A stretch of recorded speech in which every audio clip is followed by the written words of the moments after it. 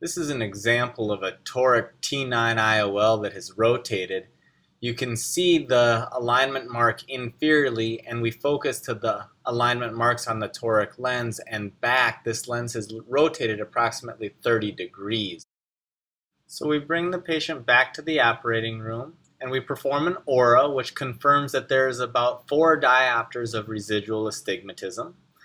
Then we mark the cornea, marking the point where the IOL is currently and where we want to rotate it to.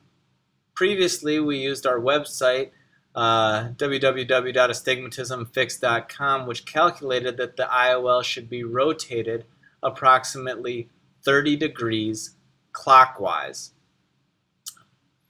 Once we make our initial marks, then we find 30 degrees away and mark that precisely. One thing that's nice about marking the current position and where you're going to mark to is that you don't have to take into account the effects of cyclorotation.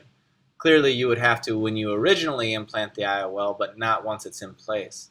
We go through the original incision and insert viscoelastic to inflate the capsular bag.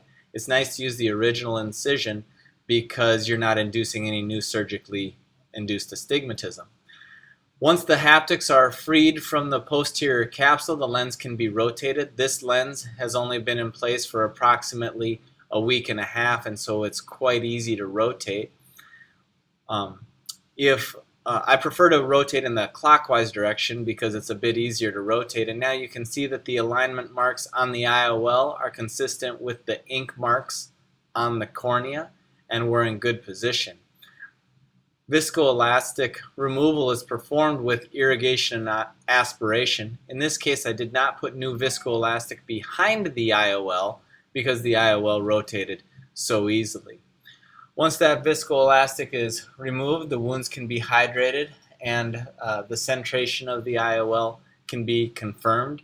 In this case, you can see that the capsule rhexis is not covering the entire IOL. The IOL is repositioned so that it is covered by the capsular rhexis, and a repeat aura is performed, confirming that there is now about 1/2 a diopter of residual astigmatism remaining